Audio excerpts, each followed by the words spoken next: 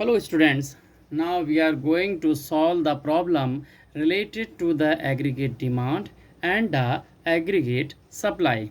Now first we revise the some formulae on which we calculate our problems. तो students हम पहले जो कुछ एक फॉर्मूले हैं उनको रिवाइज करते हैं और उसके बाद problem and then after we solve the problem. Okay, तो M P C, M P S, A P C, APS, ये सारे फार्मूले जो हैं एक बार हम रिवाइज कर लेते हैं. तो सबसे पहले हम जो कंजम्पशन फंक्शन है हम उससे लेकर चलते हैं कि what is the consumption function. तो first we write here the consumption function C is equal to F Y. Okay students, this is the simple consumption function. Consumption function जैसा आपको मालूम है कि consumption is a depend on the y. If the y increase, then the consumption also increase. It is a positive relation. And the second one is algebraic consumption function. हमने algebraic consumption function को भी पढ़ा है और algebraic consumption function क्या था कि c is equal to c bar plus b y. और यहाँ जो हमारे पास b है हम इसको डिफाइन क्या करते थे, it is a M P C. तो ये एम पी सी है और ये जो हमारे पास है वाई को हम क्या बोलते थे, इनकम. ये आपके पास इनकम है. तो ये नोट कर लीजिए आपके पास कि ये जो हमारे पास जो फंक्शंस हैं हम अच्छी तरह से इसको समझेंगे. और ये जो हमारे पास जो हमने यहाँ सी कहा था, सी बार जो हम इसको बोलते हैं सी बार, तो सी बार जो है वो क्या है आपका autonomous consumption function. Autonomous consumption. तो ये ऑटोनोमस जो कंजम्पशन है हम यहाँ पर इसको यहाँ लिख देते हैं ऑटोनोमस कंजम्पशन. ओके, और हमें कैलकुलेट करना होता है कि टोटल कंजम्पशन, ये हमारे पास क्या कहलाता है, it is a total consumption. तो टोटल कंजम्पशन आपको कैलकुलेट करना हो, टोटल कंजम्पशंस अगर आपसे पूछा जाता है कि टोटल कंजम्पशन क्या है, तो आप क्या करेंगे, ऑटोनोमस कंजम्पशन और ये जो हमारे पास वी वाई जो हमारे पास दिया हुआ है, इन दोनों को मिलकर हम क्या बोलते हैं कि ये जो दोनों हमारे पास हैं ये कहलाता है इंड्यूस्ड जो हमारे पास कंजम्पशन है. हम इसको बोल देते हैं induced consumption. Induced consumption. Consumption. Okay, तो जब भी हम टोटल कंजम्पशन की बात करेंगे कि when we confirm about the total consumption, then the total consumption is summation of the autonomous consumption and then the induced consumption.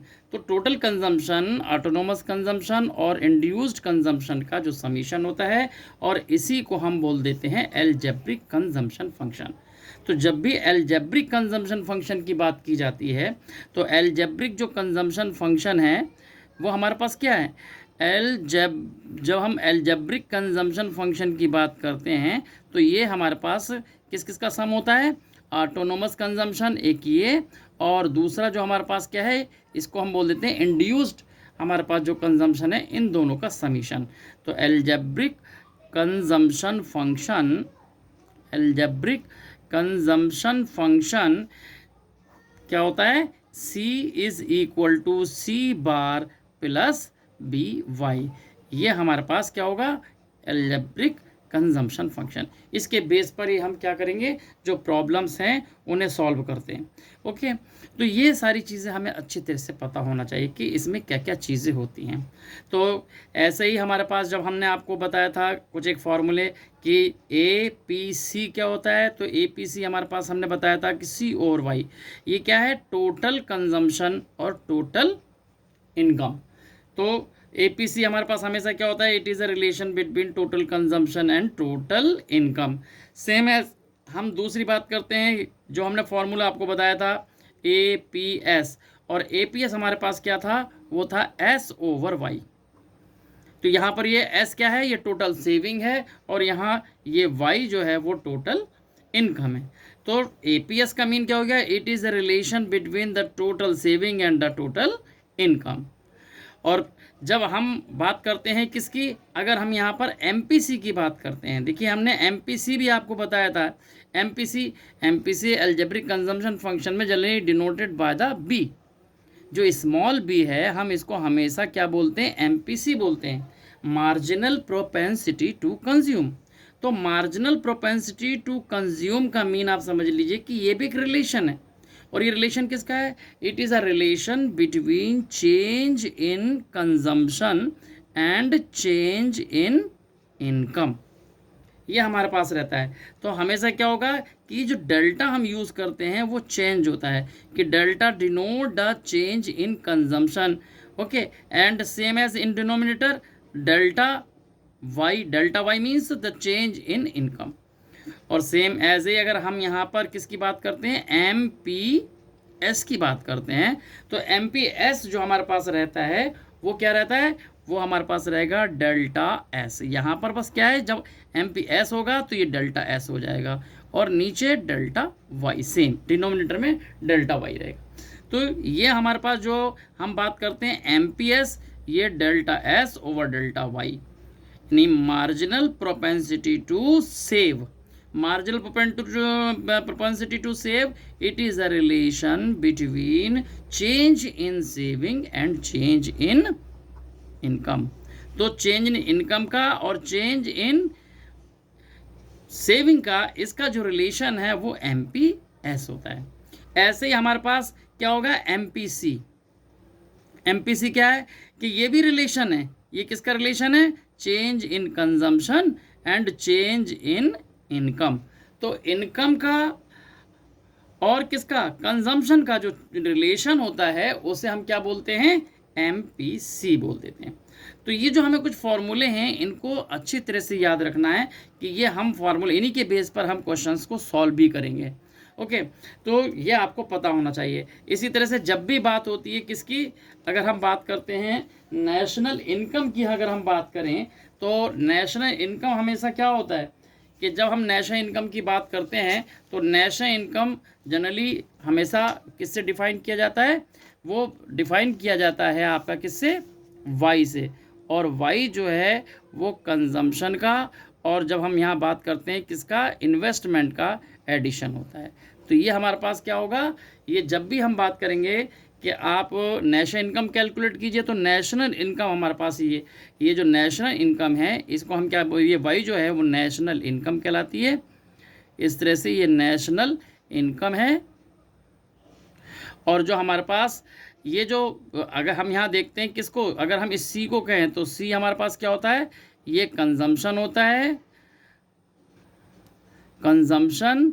Same as जब हम इसकी आई की बात करते हैं तो आई जो होता है वो इन्वेस्टमेंट होता है।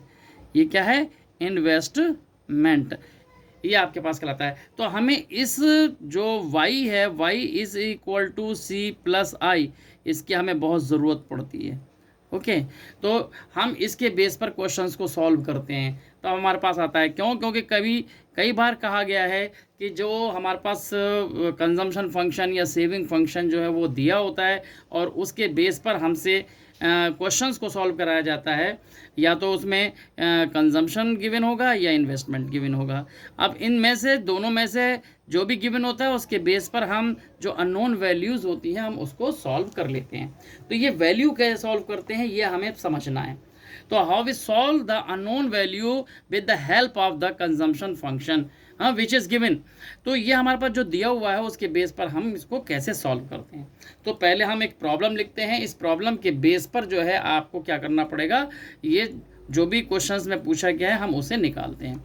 तो हमारे पास एक क्वेश्चंस है, हम उसे पहले क्वेश्चंस को नोट करते हैं। तो क्वेश्चन हमारे पास क्या है ये आप ज़रा देख लीजिए कि ये हमारे पास क्या होता है क्वेश्चन। इस क्वेश्चन को यहाँ आप नोट कर लें।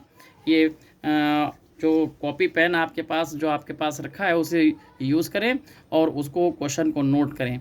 तो वहाँ पर क्वेश्चंस में आपके पास क्या दिया हुआ है कि इन इकोनॉमी, अगर हम क्वेश्चंस को लिख देते हैं, चलिए, in an economy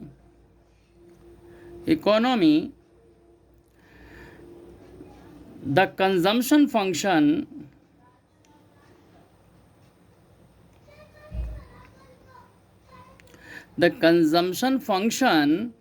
is C is equal to 500 plus 0.75 y।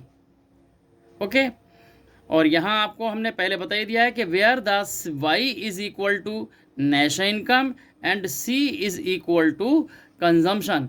तो सी क्या है? कंजम्पशन है। वाई हमारे पास इन्वेस्टमेंट है। वो वाई हमारे पास क्या है? इनकम, नेशनल इनकम की हम बात करते हैं, तो Y is a national income and C is a total consumption. तो ये हमारे पास फंक्शन दिया है। तो अब इन्होंने कहा है कि कैलकुलेट, क्या कहा गया है? Calculate equilibrium level of income. ये इक्विलिब्रियम को हम शॉर्ट फॉर्म में इस तरह से लिखते हैं, इक्विलिब्रियम लेवल ऑफ इनकम। तो इक्विलिब्रियम लेवल आपसे पूछा गया है, और क्या पूछा है? एंड कंजम्पशन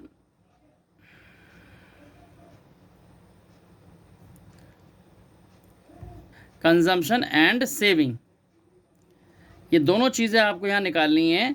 और एक चीज़ और यहाँ पर दी गई है कि व्हेन सेविंग, व्हेन इन्वेस्टमेंट, जो हमारे पास इन्वेस्टमेंट है, इन्वेस्टमेंट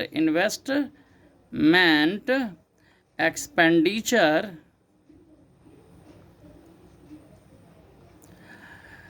इसको हम डिफाइन किससे करते हैं? एक्सपेंडिचर को हम डिफाइन करते हैं, एक्सपेंडिचर जो हमारे पास है इसे हम डिफाइन कर देते हैं किससे? आई से। I expenditure I is equal to हमारे पास दिया हुआ है ₹5000। ये हमारे पास ये क्वेश्चन हमारे पास दिया हुआ है। तो इस क्वेश्चन के बेस पर हमें कैलकुलेट करना है। अब क्या क्या चीज़ें कैलकुलेट करना है ये आप देखिए। इसमें आपको पहला एक नंबर आपको वाई कैलकुलेट करना है, आपको क्या निकालना है? आपको सी भी कैलकुलेट करना है कि हमारे पास जो सी है, टोटल सी, वो हमारे पास कितना है, और एस जो है वो हमारे पास कितना होगा। तो ये सारी चीज़ें हमें क्या करना है? इस जो कंजम्पशन फंक्शन हमें ये दिया हुआ है इसके बेस पर हमें निकालना है। तो हम कैसे इसे कैलकुलेट करेंगे वही चीज़ आपको ही समझनी है। तो जो चीज़ें हमारे पास दी गई हैं हम उन्हें नोट करेंगे, और जो हमारे पास कंडीशंस हैं उनको हम अप्लाई कर देंगे। तो पहला जो हमारे पास क्या दिया गया है? पहले हमारे पास जो दिया गया है वो दिया गया है C इज़ इक्वल टू 500।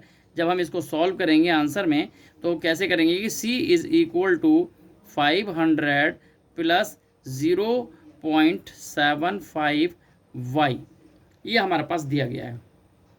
देखिए यहाँ पर जो y है वो हमें कैलकुलेट करना है। ओके, इसी तरह से ये जो c है ये भी हमें कैलकुलेट करना है, और s है ये भी हमें कैलकुलेट करना है। तो हम कैसे इसको कैलकुलेट करेंगे इसे आपको समझना है। और यहाँ पर एक चीज़ और क्या दी हुई है? एक चीज़ दिया हुआ है कि इन्वेस्टमेंट एक्सपेंडिचर जो है वो हमारे पास दिया है 5000, ये हमारे पास दिया हुआ है। ओके, तो इन दोनों इन्फॉर्मेशन को यूज़ करना है और हमें निकालना है। तो हम कैसे निकालेंगे? वी नो, हमें मालूम है, हमने आपको अभी समझाया था। क्या समझाया था आपको? वी नो दैट, क्या हमें पता होता है जब भी हम वी नो की बात करते हैं, क्या क्या हमें क्या मालूम होता है? हमने आपको यहाँ पर जो यहाँ बताया था, एक जो इक्वेशंस हमने आपको दी थी, वो ये इक्वेशन दी थी आपको कि हमें ये मालूम होता है कि y इज़ इक्वल टू जो C प्लस आई है वो हमेशा मालूम होता है कि ये नेशनल इनकम जो है वो y होती है। तो इस नेशनल इनकम y को हम यहाँ से कैलकुलेट कर सकते हैं। देखिए अब हम y को कैसे कैलकुलेट करेंगे? ये जो हमारे पास फॉर्मूला है इसके बेस पर हम इसको सॉल्व करेंगे। कैसे सॉल्व करेंगे ये देखिए। पहले हमने यहाँ नोट किया y is equal to C plus I. अब इस C की जो वैल्यू है, देखिए ये जो C की वैल्यू है, ये टोटल वैल्यू यहाँ पर ये दे रखी है। पूरा आपके पास ये फंक्शन दिया है कि C इज़ इक्वल टू ये है हमारे पास। आप समझ रहे हैं इस चीज़ को? तो ये C की जो वैल्यू है वो हम पुट कर देंगे यहाँ इस C की जगह, और यहाँ Y जो है Y आपके पास दिया हुआ है, देखिए 5000। तो Y की जगह हम जो I की जगह हमारे पास क्या दिया हुआ है? I की जगह दिया है 5000, वो हम यहाँ लिख लेंगे, और जो C की जगह है वो भी यहाँ पर लिख लेंगे। इस बेस पर हमारे पास एक अननोन वैल्यू रह जाएगी जो y होगी। अब y को हम यहाँ से सेपरेट कर लेंगे और फिर हमारे पास आंसर आ जाएगा। तो वो कैसे आपके पास आंसर आ जाएगा देखिए। तो हमने यहाँ पर लिखा y is equal to C की जगह हमने ये वाली वैल्यू सब्स्टिट्यूट जो हमने की 500 प्लस 0.75y, और ये देखिए पूरा y c जो है इस c आपके पास पूरा आ गया यहाँ, देन प्लस i क्या है, i है हमारे पास 5000। अब देखिए इस चीज़ को आपको अच्छी तरह से समझना है कि अब यहाँ पर y जो है वो एक ही जो अननोन वैल्यू है वो आपके पास है, तो इस अननोन वैल्यू को आपको ऐड करना है या इसको सॉल्व करना है, जैसे भी आप चाहें इसको सॉल्व करें। तो हम इसको क्या करेंगे, y को एलिमिनेट कर लेंगे, यहाँ से एक तरफ ले लेंगे, तो we use the y, okay, और एक जगह लाकर हम उसको जो एल्जेब्रिक एक्सप्रेशंस होते हैं हम उनको यूज़ करके इसको सॉल्व कर लेंगे। तो सबसे पहले हम इस y को इस y के साथ ले आते हैं, तो ये हमारे पास y माइनस 0.75y ये हमारे पास इधर आ गया, और ये इक्वल का जो सिंबल है वो यहाँ आपके पास आ जाएगा, ओके। तो ये हमारे पास क्या आ जाएगा, इसको जब हम सॉल्व करेंगे तो ये हमारे पास आ जाएगा क्या, 500 ये आपके पास आ गया, और प्लस का ये हमारे पास 5000, ये हमारे पास एक जगह हो गया। तो इन दोनों वैल्यू को आपने ऐड कर देना, बहुत सिंपल है। और इन दोनों में आप देखें y यहाँ पर भी है और y यहाँ पर भी है, ओके। तो इन दोनों में आपको क्या करना है, y को कॉमन कर लेना है। देखिए वैसे y ये सिंपल लिखा हुआ है, लेकिन यहाँ क्या होता है कि जब कोई चीज़ वैल्यू नहीं होती है 1 हमेशा होता है, तो हम यहाँ से y को कॉमन लिख सकते हैं। तो y को कॉमन लिख लेंगे तो y जो है हमारे पास ये आ गया ब्रैकेट में, और यहाँ आ गया 1, ओके। और फिर ये माइनस का सिंबल है तो माइनस यहाँ लगा लेंगे, और ये हमारे पास क्या हो जाएगा, y पहले से हमने यहाँ लिख लिया है, y हमने लिख लिया है, तो यहाँ आपके पास क्या हो जाएगा, ये हो जाएगा आपके पास 0.75, ये हमारे पास सिंपल सा हमारे पास ये आ गया, और इन दोनों को हमने ऐड कर लिया, तो ये हो गया 5500, ओके। इजीली आप इसको समझ रहे हैं। तो ये जो हम स्टेप बाय स्टेप इसको समझ रहे हैं, तो ये आपके पास सॉल्व करते रहेंगे। अब देखिए ये है 1 माइनस 0.75, अब हमें इसे सॉल्व करना है। तो इसे सॉल्व करने का तरीका भी आपको आता है क्या, अगर कहीं पर मान लीजिए कि इस तरह से लिखा हुआ है कि 1 माइनस 0.75, तो आप इसको कैसे सॉल्व करेंगे, तो ये जो 1 है तो 1 का मीन है कि 1.00, इसको हम ऐसे लिख सकते हैं, और ये जो हमारे पास है 0.75 है, हम यहाँ लिख सकते हैं 0.75। अब देखिए इजी हो गया, सिंपल माइनस कर लेंगे। अब ये है क्या, 0 से ये सॉल्व नहीं हो सकता, तो हम यहाँ से कैरी कर लेते हैं। ये आपको मालूम है कि 1 उठाकर यहाँ लिख देंगे तो ये 10 हो जाएगा, पहले यहाँ पर जब हटाएंगे तो यहाँ 0 रह जाएगा, यहाँ 10 हो जाएगा। अब 10 को हम यहाँ से क्या करेंगे, 1 यहाँ लिखेंगे तो यहाँ 9 रह जाएगा, और यहाँ पर ये क्या हो जाएगा, अब यहाँ 10 हो जाएगा। तो अब ये क्या हो गया, 10 में से आपको 5 माइनस कर देना है, तो 5 आपके पास आ गया, okay. Now we subtract 5 from the 10, तो 5 आपके पास आ गया। नाउ हेयर 9, तो यहाँ 9 है, अब 9 में से इसको 7 में से माइनस कर देंगे तो ये आपके पास क्या हो जाएगा, 2 आ जाएगा, और डेसिमल के नीचे आपने डेसिमल यहाँ पर 0 है, तो आपका जो आंसर आ गया वो कितना हो गया, 0.25। तो हम यहाँ ऐसे सॉल्व कर लेते हैं। तो यहाँ पर हमारे पास क्या हो जाएगा कि ये क्या हो गया 0.25, और ये y जो है हमने इसके साथ लगा दिया इस तरह से, चाहे वो आप स्टार्ट में लगाएं या थोड़ा इसके लास्ट में लगाएं, मीन दोनों का सेम ही है। तो ये इक्वल टू क्या हो जाएगा, ये हो जाएगा 5500, ओके। अब हमने क्या कर देना है, बस y को यहाँ रोक लेना है, और ये क्या हो जाएगा आपके पास 5500 ओवर जो हमारे पास ये आ जाएगा 0.25, ओके। अब इसके अंदर भी क्या हो जाएगा, आपको सबको बेसिक इसकी मालूम है कि जब 0 ही हमारे पास होता है तो 1 और 1 2, यानी कि 1 और 2 जो हमारे पास डेसिमल की प्लेस है, 2 की प्लेस है, तो ये जैसे ही हम हटाएंगे तो ये क्या हो जाएगा, ये 2 0 हमारे पास न्यूमरेटर में चले जाएंगे, ओके। तो इस तरह से हमारे पास क्या होगा कि ये वैल्यू हमारे पास यहाँ आ जाएगी। तो जब यहाँ आ जाएगी तो हम यहाँ पर क्या करेंगे, ये 25 है, तो या तो 25 से डायरेक्ट इसको डिवाइड कर लो, कट कर लो। तो 25 से अगर हम करते हैं तो 25 1 जा, ये आपके पास आ जाएगा, और 25 यहाँ पर क्या हो जाएगा 2 जा, तो यहाँ पर 50 हो गया, फिर 5 बचा, तो 2 हमारे पास 5 बचा, तो यहाँ से फिर 5 आ जाएगा, तो 5 0 मिलके ये 50 हो गया, तो 5 2 जा फिर से 50, ये भी कट गया, और ये 3 0 जो है हमारे पास ये ऐसे आ गए। अगर आप इसको नहीं कर सकते हैं तो आप इसको डिवाइड भी कर सकते हैं। तो डिवाइड के लिए आपके पास क्या होगा, आप इसको यहाँ से डिवाइड ऐसे कर सकते हैं कि ये आपने क्या लिया 25 यहाँ पर लिख लिया, और अंदर आपने क्या लिख दिया, इसके अंदर जो आपके पास ये वैल्यू थी कितनी थी 5500, ये देखिए आपके पास। अब आपके पास ये वैल्यू जो है हमारे पास, इसको क्या करना है, डिवाइड करना है। तो यहाँ पॉइंट है, तो इसके बाद ये 2 जीरो हमने यहाँ लगा दिए थे इस तरह से, पॉइंट के बाद हमने यहाँ इस तरह से यहाँ ऊपर आपके पास वैल्यू आ गई थी। तो ये जैसे ही हमारे पास वैल्यू आ गई थी, अब इसको आप डिवाइड कर लीजिए। यहाँ पर जब हमने पॉइंट हटाया था, ये पॉइंट हटाया था, तो ये हमारे पास 55, ये हमारे पास वैल्यू आ गई थी। अब यहाँ से 55 को हम क्या करें, डिवाइड कर दें, तो ये 2 जा आ जाएगा, 2 जा हमारे पास कितना आ जाएगा 50। यहाँ से हमारे पास क्या हो जाएगा 5 आ जाएगा, ये 0 आ जाएगा। अब यहाँ से ये फिर से उतार लीजिए, तो ये 0 हमारे पास आ जाएगा। अब यहाँ पर फिर से 2 आ जाएगा हमारे पास 50। तो चाहे आप शॉर्ट में करें या पूरी तरह से आप कर लें तो ये कट जाएगा। अब ये 2 बच गए, वो 3 0 आपके पास है, वो इसके आगे आपने कर दिए। तो ये आपको मालूम ही है कि हम इस तरह से इसको सॉल्व कर लेते हैं। तो ये जो हमारे पास, तो ये सॉल्व जो हम कर रहे हैं, तो ये क्या हो जाएगा, यहाँ पर यह 22,000 जो है हमारे इसकी वैल्यू आ जाएगी। तो 22,000 जो है हमारे पास क्या आ जाएगा, इसका आंसर आ जाएगा। तो y हमारे पास क्या हो जाएगा, इस तरह से हमें लिख सकते हैं क्या, y इज इक्वल टू, चाहे आप यहाँ पर लिख लीजिए 22,000, ऐसे लिख लीजिए। और या ऐसे पूरा इसको सॉल्व करके यहाँ y इज इक्वल टू, सीधे सीधे ये लिख दीजिए कि 22,000, ये आपके पास क्या हो जाएगा, y की वैल्यू आ गई। अच्छा, अब जब आपके पास y की वैल्यू, आपने पहले ये सॉल्व कर ली, y इज इक्वल टू ये आ गया।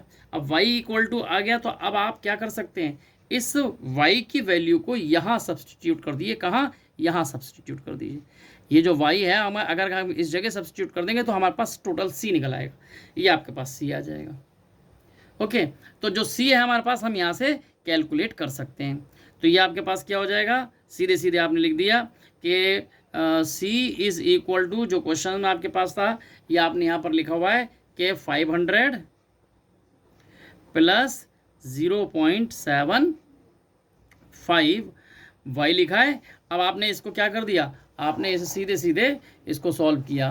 तो सॉल्व यहाँ पर कैसे कर लेंगे आप, ये आप सीधे सीधे यहाँ पर c इज इक्वल टू 500 ये हो गया, प्लस 0.75 इंटू वाई की जगह आपने जो ये कैलकुलेट की, जो वैल्यू, ये जो वैल्यू कैलकुलेट की है, यहाँ पर आपने लिख देना है। ये सीधे सीधे आपने यहाँ पर नोट कर दिया। ओके, अब आपने क्या करना है, इसकी और इसकी मल्टीपल कर देनी है। तो सीधे सीधे आप इसकी मल्टीप्लाई कर देंगे। तो सीधे मल्टीप्लाई कैसे करेंगे आप, या तो आप सीधे एक पेपर पे आप जो है रफ वर्क में आप करेंगे। आपने यहाँ पर क्या लिखा, ये सीधे सीधे मल्टीपल कर लिया, किस किस को, यहाँ पर 75 और ये 22 को मल्टीपल कर लिया ऐसे। बाकी ये 3 0 जो है वो मल्टीपल में आपके मालूम है कि ये ऐसे लगी जाती हैं इसके अंदर से। तो ये 5 2 जा 10 हो जाएगा हमारे पास, 5 2 जा 10, और यहाँ कैरी हो जाएगा हमारे पास। ये आप समझ लो, ये 0 आपने नहीं लगाया, केवल आप इसको मल्टीपल कर रहे हो अभी। तो 2 5 जा 10 और 2 4 जा 14 और 1 15, ये आपके पास आ जाएगा। ऐसे ही यहाँ पर क्या हो जाएगा, 150 यहाँ आ जाएगा। फिर आपने इन दोनों को ऐड कर लिया, 0 5 और यहाँ 6, यहाँ 1, और ये क्या है, ये 0 3 0 आपने यहाँ पर ये लगा दिए। और डेसिमल कितने के बाद है यहाँ पर, यहाँ डेसिमल था यहाँ पर 2 के बाद ही आपका डेसिमल आ गया। ओके, तब ये जो डेसिमल आपके पास यहाँ आया, तो आपने इसको यहाँ पर लिख दिया कि ये वैल्यू आपकी क्या हो जाएगी, ये आपके पास आ जाएगी 500 प्लस, ये क्या वैल्यू निकल कर आई आपके पास, यहाँ वैल्यू आपके पास निकल कर आ गई कितनी, यहाँ से आपने लिख दिया 16500, यानी 16,500 ये आपके पास आ जाएगा, 16,500। 0.00 आपके पास, अब लिखें या ना लिखें एक ही बात है, अगर लिख भी दे दें तो कोई दिक्कत नहीं है।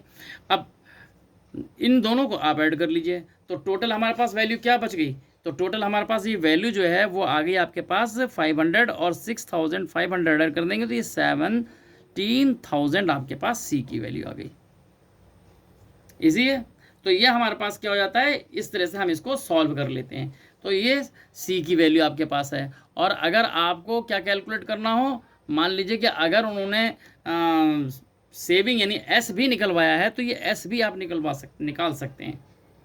ये आप कैसे निकाल देंगे, आपको नेशनल इनकम में आपको यही बताया गया है कि अगर हम देखते हैं तो सी इज़ इक्वल टू हमारे पास क्या, वो वाई इज़ इक्वल टू हमारे पास क्या होता है कि सी और इन दोनों का एडिशन भी होता है, सी प्लस एस ये भी होता है।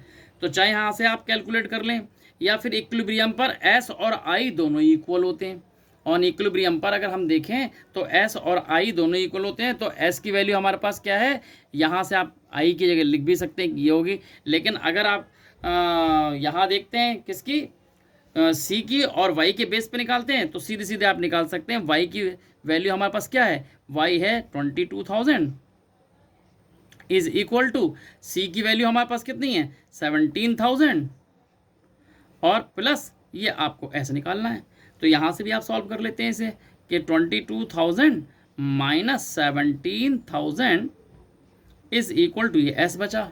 इस बेस पर आपने क्या कर दिया, आपने सीधे सीधे लिख दिया कि एस की जो वैल्यू हमारे पास आ गई, इसमें से वाई, इसमें से 17 को माइनस कर 22,000 में से, तो ये 5,000 इक्वल आपके पास आ जाएगा एस। तो चाहे यहाँ से देयरफॉर और ऐसे लिख लें या ऐसे लिख लें, एस इज इक्वल टू, ये क्या हो जाएगा 5,000। चाहे आप यहाँ से लिख लीजिए तब भी आपके पास 5,000 है। एस की वैल्यू अगर ऐसे निकालें कि इक्विलिब्रियम पर ये दोनों इक्वल होते हैं, तब भी आपके पास आ जाएगा। किसी भी आप मेथड से आप निकालें, ये वैल्यू आपके पास आ जाएगी। तो इस तरह से जो अननोन वैल्यूज़ होती हैं वो हम यहाँ पर कैलकुलेट करते हैं। तो इस बेस पर जो और भी क्वेश्चंस हैं वो हम आपको नेक्स्ट वीडियो में और करना सिखाएंगे। इस वीडियो में आपने ये क्वेश्चन अच्छी तरह समझ लिया, इसके बेस पर आपको और क्वेश्चंस करने हैं। Okay, thank you.